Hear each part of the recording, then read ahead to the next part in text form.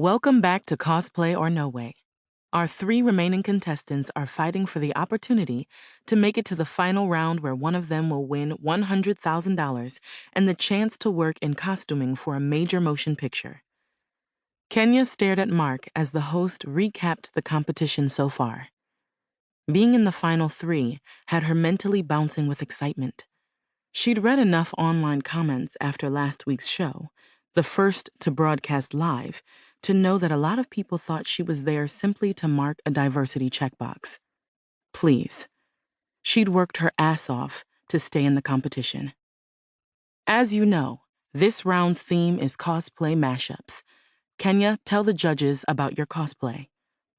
Kenya smiled as she stepped forward, buoyed by the audience's applause. For my cosplay mashup, I chose Dora the Milaje Explorer.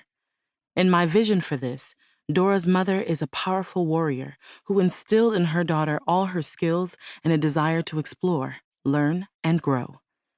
Dora's prized possessions are her digital helper boots, her mother's gauntlets, and a map to Wakanda.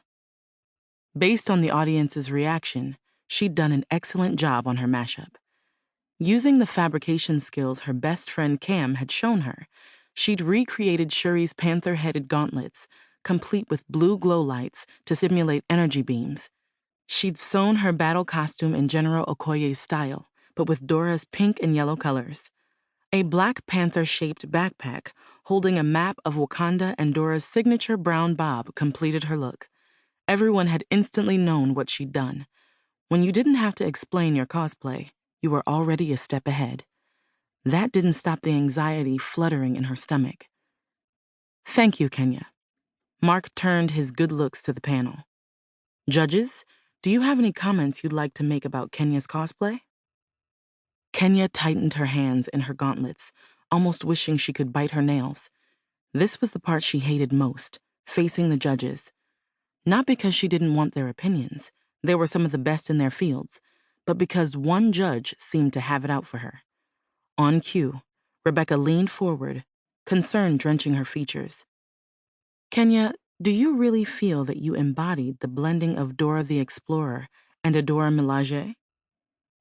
She bristled at Becky's use of the word embodied. Throughout the competition, Rebecca had taken issue with her size, her race, and her assertiveness, but Kenya hadn't made it anywhere in life by being anything other than true to herself. Today was not the day to change. It's plural, not singular. Excuse me? It's the Dora Milaje, not a Dora Milaje. They are a group, a sisterhood, never alone. Like Dora, who has many adventures and discoveries with the help of her friends, neither Dora nor the Dora Milaje apologize for who they are or what they do. They simply are, and people accept that and move, or they will be moved. Applause washed over her. She lifted her chin. She'd refused at the start of the competition to wear the angry black woman mantle, and she wasn't about to cosplay that caricature now. That didn't mean that she wasn't going to stand up for herself. You've been a dark horse this entire competition, Rebecca said. A murmur rose from the audience.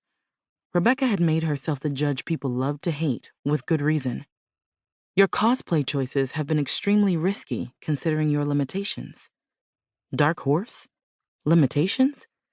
Kenya fixed her face in the automatic flat expression that all black women perfected before puberty. She had no idea if Becky meant her size, her color, or her skill, but she'd be damned if she would consider any of those limitations. She was fat, black, and had been cosplaying since she'd first dressed as Sailor Moon for Halloween as a kid. She knew what she was, but she also knew what she was capable of. Her parents hadn't raised her to be ordinary. Knowing she had nothing to lose at this point, Kenya squared her shoulders. With all due respect, Rebecca, I don't know what you mean by limitations. I believe I've met every challenge with grace and ingenuity. I refuse to limit myself so someone else can be comfortable, including you, especially you.